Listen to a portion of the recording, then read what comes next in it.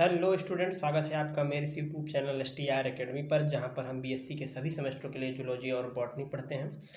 आज हम BSc third year fifth semester zoology की पहली यूनिट पढ़ेंगे। आप लोगों को पता ही होगा, इस बार थर्ड ईयर में जूलॉजी के 2 पेपर होंगे। पहला पेपर होगा diversity of non coordinates and economic zoology का, और दूसरा पेपर होगा diversity of coordinates and comparative anatomy का। तो आज हम पहला पेपर जो डाइवर्सिटी ऑफ नॉन कोऑर्डिनेट्स है, उसके बारे में हम पढ़ेंगे। तो चलिए देख लेते हैं कि पहले शुरुआत में पहली यूनिट में क्या दिया गया है। तो पहली यूनिट में हमें प्रोटोजोआ के बारे में पढ़ना है, और प्रोटोजोआ के अंदर पैरामीशियम के बारे में पढ़ना है। उसके बाद सीलेंट्रेट के बारे में पढ़ना है, और सीलेंट्रेट का एक एनिमल यानी कि एक ऑर्गेनिज्म जो सीलेंट्रेट के अंतर्गत आता है, जैसे ओबेलिया, उसके बारे में हमें पढ़ना होता है। और सीलेंट्रेटा से पहले एक और फाइलम आता है पोरीफेरा, और उसको भी हम पढ़ेंगे। लेकिन पहले हम देख लेते हैं कि प्रोटोजोआ क्या है प्रोटोजोआ के अंदर, उसके बाद हम पैरामीशियम को देखेंगे। चलिए देख लेते हैं प्रोटोजोआ क्या है। तो protozoa are a diverse group of single celled eukaryotic micro organisms. जो प्रोटोजोन्स हैं वो single celled eukaryotic micro organisms होते हैं। क्या होते हैं? सिंगल सेल्ड होते हैं। They belongs to the kingdom Protista. जब व्हिटेकर ने 5 किंगडम प्रणाली दी थी, जिसमें प्रोटोजोआ को प्रोटिस्टा के अंदर रखा था, क्योंकि ये सिंगल सेल्ड होते हैं और प्रोटिस्टा के अंदर सारे ऑर्गेनिजम्स क्या थे? सिंगल सेल्ड थे। इसीलिए प्रोटोजोन्स को प्रोटिस्टा के अंदर रखा गया। Which encompasses various unicellular and single multiple organisms that do not into the category of plant, animal or fungi।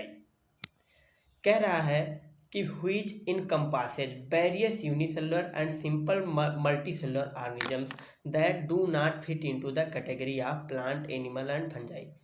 ऐसे यूनिसेलुलर और सिंपल मल्टीसेलुलर ऑर्गेनिजम्स जो कि प्लांट्स में, एनिमल्स में और फंजाई, जो ये ग्रुप था व्हिटेकर का 5 किंगडम क्लासिफिकेशन था, उसके अंतर्गत नहीं आता, उनको हम कहाँ रख देते हैं? प्रोटिस्टा में रख देते हैं। आगे कह रहा है protozoa are found in the wide range of habitat including fresh water, marine environment, soil and the bodies of the plant and animals. तो जो प्रोटोजोन्स हैं वो कहाँ कहाँ पाए जाते हैं? ये बहुत वाइड रेंज में पाए जाते हैं। ये फ्रेश वाटर में भी पाए जाते हैं, मैराइन वाटर में भी पाए जाते हैं, मैराइन एनवायरनमेंट में भी पाए जाते हैं, सॉयल में भी पाए जाते हैं, बॉडी के अंदर पाए जाते हैं, प्लांट बॉडी के अंदर, एनिमल बॉडी के अंदर, लगभग ये हर जगह पाए जाते हैं। हम जानते हैं कि प्रोटोजोआ में मलेरिया जो कॉज करने वाला प्लाज्मोडियम है, वो हमारी बॉडी के अंदर ही ग्रो करता है और पाया जाता है। तो आगे कह रहा है they play vital ecological role are predator, prey and decomposer and some species are parasitic causing disease in humans and other mammals. ये कह रहा है कि they play vital ecological roles. तो जितने भी ऑर्गेनिजम्स हैं उनका इकोलॉजी में योगदान होता है। तो ये वाइटल इकोलॉजिकल रोल प्ले करते हैं, जिसमें प्रेडेटर होते हैं, ये प्रे भी बनते हैं किसी न किसी के, ये चीज़ों को डिकम्पोज भी करते हैं। और इनकी कुछ स्पीसीज जो है वो पैरासिटिक है। जैसे मैंने कहा था कि इनकी पैरासिटिक स्पीसीज में अगर देखेंगे तो प्लाज्मोडियम भी पैरासिटिक है, जियार्डिया है, ये भी क्या है? पैरासिटिक है। ट्रिपैनोसोमा है, ये भी क्या है? पैरासिटिक होता है और डिजीज कॉज करता है। तो ये बहुत सारे ह्यूमंस में और एनिमल्स में डिजीज कॉज करने वाले प्रोटोजोन्स हैं। तो चलिए इनके कैरेक्टरिस्टिक्स के बारे में देख लेते हैं कि प्रोटोजोन्स के कैरेक्टरिस्टिक्स क्या हैं। तो प्रोटोजोन्स के कैरेक्टरिस्टिक के बारे में देखते हैं। पहला कैरेक्टरिस्टिक क्या है? Eukaryotic cell. कह रहा है protozoa are eukaryotes, meaning there are cell contain a true nucleus and membrane bound organelles such as mitochondria, endoplasmic reticulum। कह रहा है कि प्रोटोजोआ आर यूकैरियोट्स। जो प्रोटोजोआस हैं वो यूकैरियोट्स हैं, यानी कि इनके अंदर यूकैरियोट का क्या कैरेक्टरिस्टिक फीचर है कि इनके अंदर डेवलप न्यूक्लियस पाया जाता है। जो न्यूक्लियस होता है वो डेवलप होता है, और जो ऑर्गेनल्स होते हैं उनके ऊपर मेम्ब्रेन पाई जाती है। जैसे कि इसमें एग्जाम्पल भी दिया है कि माइटोकॉन्ड्रिया डबल मेम्ब्रेन ऑर्गेनल होता है, और एंडोप्लाज्मिक रेटिकुलम के बाहर भी मेम्ब्रेन पाई जाती है। तो ये कैरेक्टरिस्टिक है यूकैरियोटिक सेल का कि इनके अंदर क्या होगा? मेम्ब्रेन बाउंड ऑर्गेनल होंगे, और जो न्यूक्लियस होगा वो फुल्ली डेवलप होगा और वो पूरे सेल को कंट्रोल करने वाला होगा। और जो दूसरा कैरेक्टर है वो यूनिसेलुलर है। क्या है? यूनिसेलुलर है। और यूनिसेलुलर का मतलब है कि सिंगल सेल। ये एकदम कैरेक्टरिस्टिक नहीं कर सकते क्योंकि इसमें मल्टी सेलुलर भी कुछ ना कुछ आ ही जाते हैं, लेकिन मेजर क्या होते हैं? यूनिसेलुलर होते हैं। इसमें लिखा भी गया है, देखिए कि most protozoans are single celled organisms. ये मोस्टली क्या होते हैं? सिंगल सेल होते हैं ज़्यादातर प्रोटोजोन्स।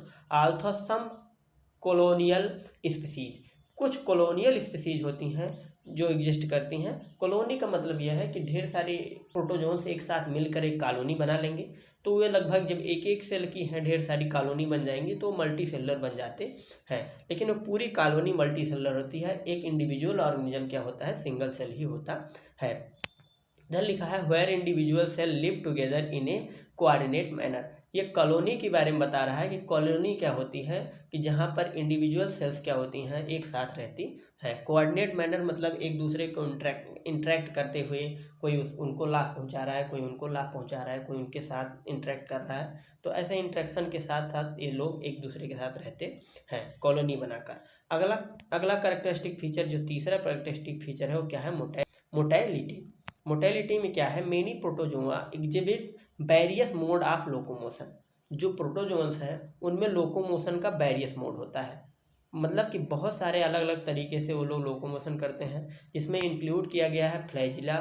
फ्लैजिला से मोशन करते हैं। कुछ लोग हैं जो फ्लैजिला से मोशन करेंगे, कुछ लोग सीलिया से करेंगे। सीलिया आप लोग जानते हैं कि जो पैरामीशियम होता है उसके चारों ओर सीलिया पाया जाता है, और वही उसको क्या करता है? चलने में मदद करता है, लोकोमोशन करने में मदद करता है, उसको फूड फीडिंग करने में मदद करता है। आगे लिखा है स्यूडोपोडिया। स्यूडोपोडिया क्या है?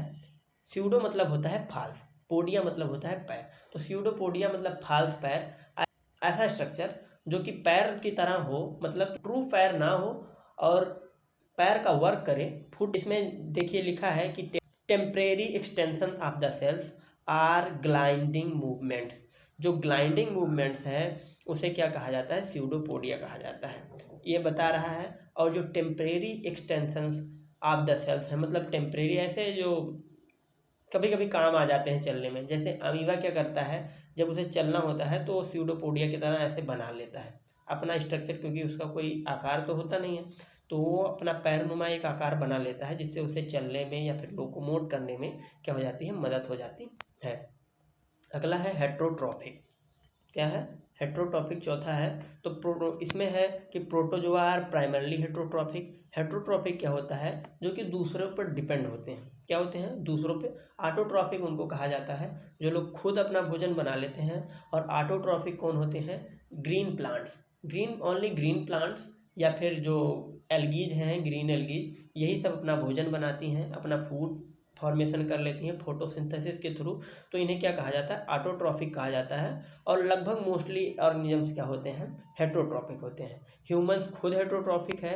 तो ये प्रोटोजोन्स क्या है? प्राइमरली पहले ही तो ये हेट्रोट्रॉफिक होते हैं, meaning they obtain their nutrition in ingesting other organisms are organic matter. मतलब ये है कि ये दूसरे अदर ऑर्गेनिज्म को खाते हैं या फिर किसी ऑर्गेनिक मैटर को खा लेते हैं। They can be herbivorous. ये हर्बीवोरस भी होते हैं। हर्बीवोरस आप लोग जानते होंगे, शाकाहारी जिसे कहा जाता है। जो लोग केवल पत्तियाँ वत्तियाँ खाते हैं उन्हें शाकाहारी कहते हैं। कार्निवोरस जो मांस खाते हैं, जैसे कि चीता, लायन, ये सब जो होते हैं ये लोग क्या खाते हैं? मांस खाते हैं। तो इन्हें क्या कहा जाता है? कार्निवोरस कहा जाता है, मांसाहारी। ओमनीवोरस जैसे कि ह्यूमंस खुद ओमनीवोरस है, जो दोनों तरह के भोजन को खाता है, जैसे कि प्लांट्स को भी खाता है और फिर एनिमल्स को भी खा लेता है। यानी नॉर्मली ह्यूमंस को ओमनीवोरस कंसीडर किया जाता है क्योंकि ह्यूमंस प्लांट्स को भी खाते हैं और एनिमल्स को भी खा लेते हैं। तो इन्हें शाकाहारी मांसाहारी दोनों मिला के क्या कहा जाता है? सर्वाहारी कहा दिया जाता है। और कुछ पैरासाइट्स हैं, तो जो जैसे मैंने बताया कि प्लाज्मोडियम पैरासाइट्स है, जियार्डिया पैरासाइट्स है, और ये लोग क्या करते हैं? बॉडी के अंदर रहते हैं और वहीं से न्यूट्रिशन लेते रहते हैं। तो पैरासाइट की परिभाषा ये है कि ये किसी होस्ट के अंदर रहेंगे और वहाँ पर अपना भोजन खुद ग्रहण करते रहेंगे। और पांचवा है कि प्रोटोजोआ में रिप्रोडक्शन किस टाइप का होता है। कैरेक्टरिस्टिक फीचर्स लिख रहे हैं तो रिप्रोडक्शन इंपॉर्टेंट टॉपिक है, इसको लिखना पड़ता है। तो अगर रिप्रोडक्शन देखा जाए तो प्रोटोजोआ रिप्रोड्यूस कैसे करते हैं? एसेक्सुअली करते हैं। रिप्रोडक्शन दो टाइप का होता है, एक सेक्सुअल रिप्रोडक्शन, एक एसेक्सुअल रिप्रोडक्शन। सेक्सुअल रिप्रोडक्शन में दो ऑर्गेनिजम्स होते हैं और वो दोनों क्या करते हैं, इंटरकोर करते हैं। लेकिन जो एसेक्सुअल रिप्रोडक्शन होता है ये अलग अलग टाइप का होता है, जैसे कि binary fission, multiple fission, budding, कई तरीके से भी हो जाता है। तो इसमें जो प्रोटोजोन्स हैं इनके अंदर एसेक्सुअल रिप्रोडक्शन होता है, और जो एसेक्सुअल रिप्रोडक्शन के मेथड्स हैं उनमें बाइनरी फिजन है। बाइनरी फिजन का मतलब ये है कि ये टुकड़ों में टूटेंगे और जो टुकड़ा टूटेगा उसी से नया ऑर्गेनिज्म जनरेट हो जाता है। मल्टीपल फिजन मतलब ढेर सारे टुकड़ों में टूट जाएंगे और जितने टुकड़े होंगे हर एक टुकड़े से एक नया ऑर्गेनिज्म बन जाता है। बडिंग ये है कि एक ऑर्गेनिज्म क्या होगा, ऐसे बड की तरह साइड्स में निकला रहेगा और वो धीरे धीरे धीरे धीरे क्या करेगा, ग्रो करेगा, और जब वो थोड़ा सा मेच्योर होगा और वो अपने नए ऑर्गेनिज्म, होस्ट ऑर्गेनिज्म के से क्या होगा, बाहर निकल जाएगा। जिस ऑर्गेनिज्म से वो बन रहा है वहाँ से वो क्या कर जाएगा, एग्जिट ले लेगा और वो बाहर आ जाएगा। तो रिप्रोडक्शन 3 टाइप का लगभग देखा जाता है प्रोटोजोन्स में। बाइनरी फिजन, जैसे कि कोई टुकड़ा टूट गया तो उससे वो नया ऑर्गेनिज्म जनरेट हो जाता है।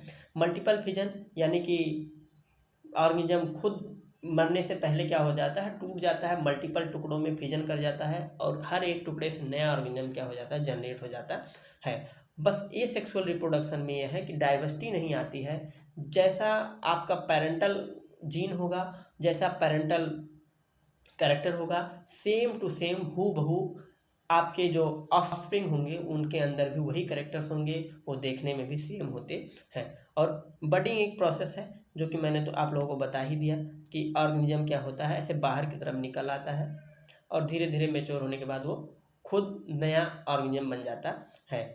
इसमें कह रहा है some species can also reproduce sexually, कुछ स्पीसीज हैं जो सेक्सुअली रिप्रोड्यूस करती हैं involving the exchange of genetic material. तो आगे चलिए देख लेते हैं कि आगे कह रहा है protozoa are classified into several phyla based on their characteristics and modes of locomotion. Some of the major phyla of protozoa include, जो क्लासिफिकेशन अगर करेंगे हम प्रोटोजोआ का तो किस तरह करेंगे, तो चलिए देख लेते हैं कि पहला क्लासिफिकेशन अगर हम करते हैं तो पहला इसे क्या रखते हैं, सार्कोमैस्टिगोफोरा के अंतर्गत। जब प्रोटोजोआ को क्लासिफाइड किया जाता है तो इसको सार्कोमैस्टिगोफोरा के अंतर्गत क्लासिफाइड किया जाता है। This phylum include protozoa with motile structure like flagella.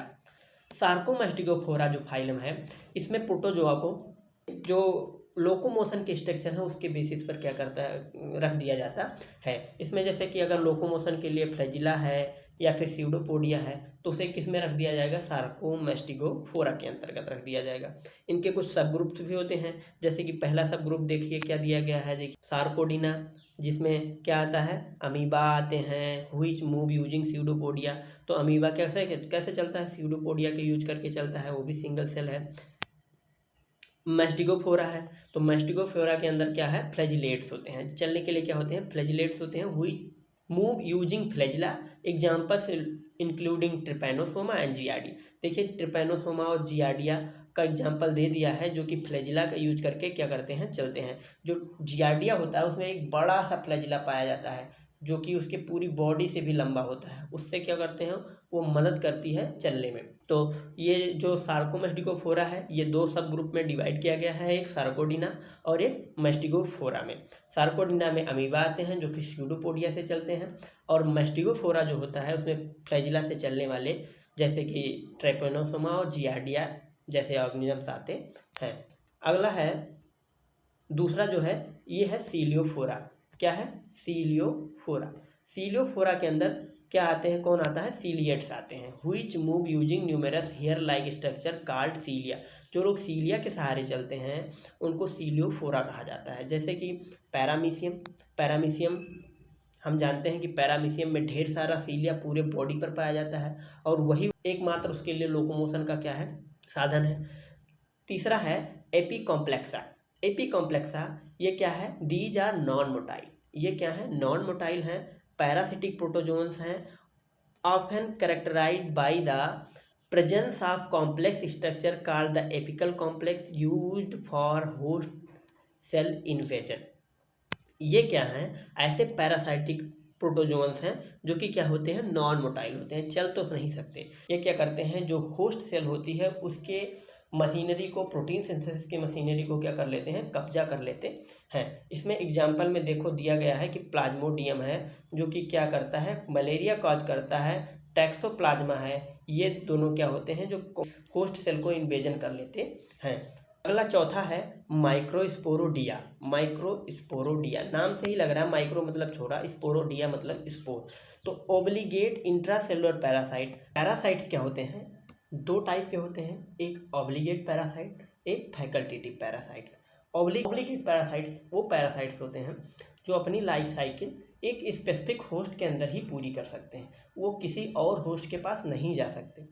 जैसे कि ह्यूमंस के अंदर अगर प्लाज्मोडियम अपनी लाइफ साइकिल पूरी करता है, तो क्या वो किसी और एनिमल के अंदर पूरी कर सकता है? तो इसका उत्तर है नहीं कर सकता।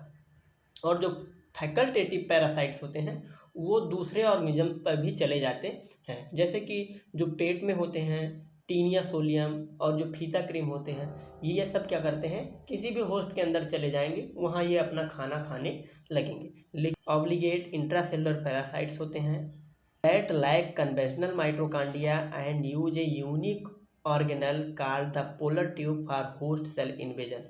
और जो ये माइक्रोस्पोरोडिया होते हैं, इनके अंदर माइटोकॉन्ड्रिया का लैक होता है और ये एक स्पेशल ऑर्गेनल का यूज करते हैं सेल इन्वेजन करने के लिए।